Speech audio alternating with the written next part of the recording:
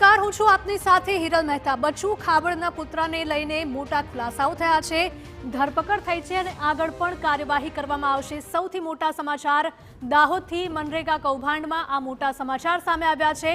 પ્રધાન બચ્ચુ ખાબડના પુત્ર બળવંત ખાબડની ધરપકડ થઈ છે।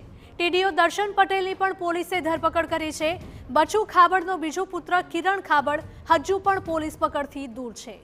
તો આ કૌભાંડમાં પ્રધાનના પુત્રની ધરપકડ થતાં જ વિપક્ષે સરકારને ઘેરી છે। કોંગ્રેસ નેતા અમિત ચાવડાએ મનરેગા કૌભાંડની તપાસ માટે એસઆઈટી તપાસની માંગણી કરી છે।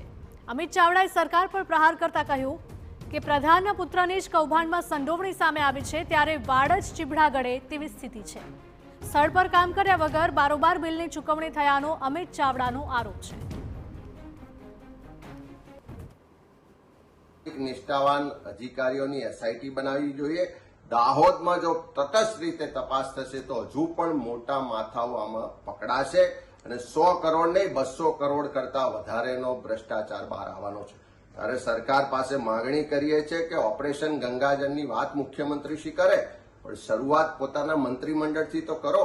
આજે એમના જ પરિવારના સભ્યો આ ભ્રષ્ટાચારમાં સંડોવાયેલાનું બહાર આવ્યું છે, તો તટસ્થ તપાસ કેવી રીતે થશે? તો કરોડોનું કૌભાંડ થયું હોવાનું કોંગ્રેસ દ્વારા આક્ષેપ કરવામાં આવી રહ્યો છે। અમિત ચાવડાએ કહ્યું છે કે 100 નહીં પણ 200 કરોડનું કૌભાંડ આમાં ખુલશે, જેથી તપાસ યોગ્ય રીતે કરવામાં આવે તેવી માંગ કરવામાં આવી છે। દાહોદમાં મનરેગા કૌભાંડમાં આ મોટા સમાચાર, પ્રધાન બચ્ચુ ખાબડના પુત્ર બળવંત ખાબડની ધરપકડ થઈ છે। ત્યારે ટીડીઓ દર્શન પટેલની પણ પોલીસ દ્વારા ધરપકડ કરાઈ છે। બળવંત ખાબડ અને કિરણ ખાબડની એજન્સીએ ભ્રષ્ટાચાર કર્યો હોવાના આક્ષેપો છે। પ્રધાનના બંને પુત્રોની એજન્સી દાહોદમાં વિકાસ કામોના કોન્ટ્રાક્ટ મેળવતા હતા, ત્યારે આ મામલે હજુ પણ વધારે ખુલાસા થઈ શકે। બળવંત ખાબડ શ્રી રાજ નામની ફેક્ટરી ચલાવતા હતા। કિરણ ખાબડ શ્રી રાજ ટ્રેડર્સ નામની એજન્સી ધરાવે છે। કુવા અને રેઢાણા ગામમાં ભ્રષ્ટાચાર કર્યાનો આક્ષેપ લગાવવામાં આવ્યો છે। મનરેગા હેઠળ રસ્તો મંજૂર થયો, પરંતુ કામ કરવામાં નથી આવ્યા તેવા આક્ષેપો લાગ્યા છે। રસ્તો બનાવ્યા વગર જ મટીરીયલ બિલ ચૂકવ્યાનો આરોપ લગાવવામાં આવ્યો છે। ત્યારે કુવા ગામમાં રસ્તાની જે કામગીરી હતી તે અધૂરી છે। 5,30,000ની કામગીરી, જે રૂપિયા મંજૂર થયા છતાં કુવા ગામમાં કોઈ જ પાકો રસ્તો બનાવાયો નથી।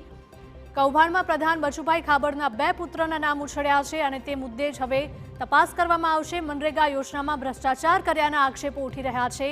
કોંગ્રેસ પણ કહી રહી છે કે તેણે જ આ જે કૌભાંડ ચાલતો હતો તેનો ફરિયાદ કરીને ખુલાસો કર્યો હતો।